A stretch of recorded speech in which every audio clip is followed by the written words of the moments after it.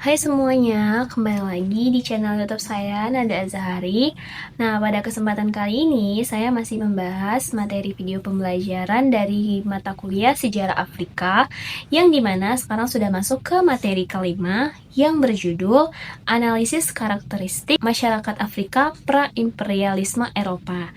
Nah, gimana sih penjelasannya? Yuk kita simak videonya ya. Oke, jadi di sini kita akan membahas untuk submateri yang pertama, yaitu hubungan Eropa dan Afrika sebelum abad ke-19. Jadi sebelum abad ke-19 itu, hubungan antara Eropa dan Afrika didominasi oleh kepentingan ekonomi dan perdagangan. Orang-orang Eropa itu datang untuk memperoleh komoditi berharga seperti emas, gading, dan juga budak yang dibutuhkan oleh kelompok elit perdagangan dan politik di Eropa. Hubungan ini sekaligus menyebabkan difusi budaya seperti pertukaran bahan makanan, musik, agama, hingga seni. Nah, seiring waktu, keterlibatan Eropa ini semakin mendalam, terutama sejak abad ke-15 hingga ke-18 ketika perdagangan budak lintas Atlantik Sahara dan Samudra Hindia berkembang pesat dan mengubah struktur sosial serta ekonomi di Afrika. Nah, selanjutnya itu ada jaringan perdagangan Afrika sebelum abad ke-15. Sebelum datangnya bangsa Eropa, Afrika ini sudah memiliki sistem perdagangan maju, yaitu kelompok Mande dan Hausa yang mengembangkan jaringan perdagangan besar yang menghubungkan wilayah padang savana, hutan, dan juga Sahel. Komoditas yang diperdagangkan ini tuh seperti meliputi emas, garam, kain, besi, rempah, dan juga hasil bumi lainnya. Untuk rute perdagangan ini bahkan menghubungkan Samudra Atlantik hingga ke Gurun Sahara dan Teluk Wini hingga Danau Chad, sekaligus memperkuat lembaga sosial dan juga politik lokal. Di Afrika Tengah dan Timur juga memiliki jaringan aktif yang memperdagangkan gading, besi, dan tembaga, sementara masyarakat di pesisir timur berdagang dengan dunia Arab dan juga Asia. Nah, untuk materi selanjutnya itu ada hubungan perdagangan abad ke-17. Kontak pertama bangsa Eropa dimulai dengan pelayaran Portugis di bawah pimpinan Pangeran Henry tahun 1394 sampai 1460 yang berupaya menguasai perdagangan emas di Afrika Barat. Tujuan lainnya adalah mendirikan perkebunan tebu di pulau-pulau Atlantik sehingga banyak orang Afrika dijadikan budak dan diangkut ke Sao Tome, Principe, dan juga Amerika. Hubungan antar pedagang Eropa dan Afrika diatur lewat sistem landlord-stranger, yaitu sebentuk kerjasama antara pendatang dan masyarakat lokal. Namun, perdagangan ini lambat laun memunculkan ketergantungan ekonomi Afrika terhadap pasar Eropa, terutama untuk komoditas ekspor dan hasil bumi. Orang Portugis juga memperkenalkan berbagai tanaman baru dari Amerika seperti jagung, ubi kayu, dan nans, yang kemudian menyebar luas di Afrika.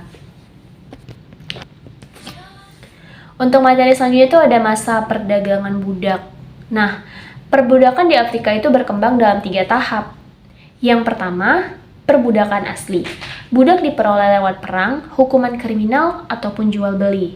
Kedua, budak Islam, lebih lunak lagi yang memungkinkan budak memiliki harta dan bisa menikah. Ketiga, ada perbudakan Eropa, yaitu paling brutal akibat kebutuhan tenaga kerja di Amerika. Tahun 1441, pelaut Portugis mulai menyerbu pesisir Afrika Barat dan menjalin hubungan dagang dengan kerajaan-kerajaan besar seperti Kongo dan juga Mali. Sejak 1501, Spanyol secara resmi mengizinkan impor budak dari Afrika untuk perkebunan di Amerika, yang kemudian berkembang menjadi perdagangan budak transatlantik.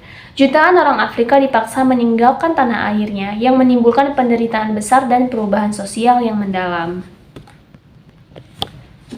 Selanjutnya pada abad ke-19 adanya perubahan hubungan antara Eropa dan Afrika.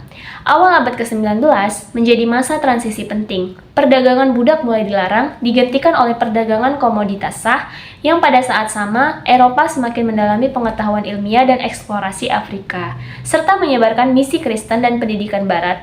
Namun hubungan ekonomi tetap timpang, yang dimana Afrika menjadi penyedia bahan mentah bagi industri Eropa. Menjelang akhir abad ke-19, Eropa semakin agresif menaklukkan Afrika, terutama setelah penemuan emas dan intan di Afrika Selatan. Oke teman-teman, untuk submateri yang terakhir itu ada arti penting Afrika bagi Eropa.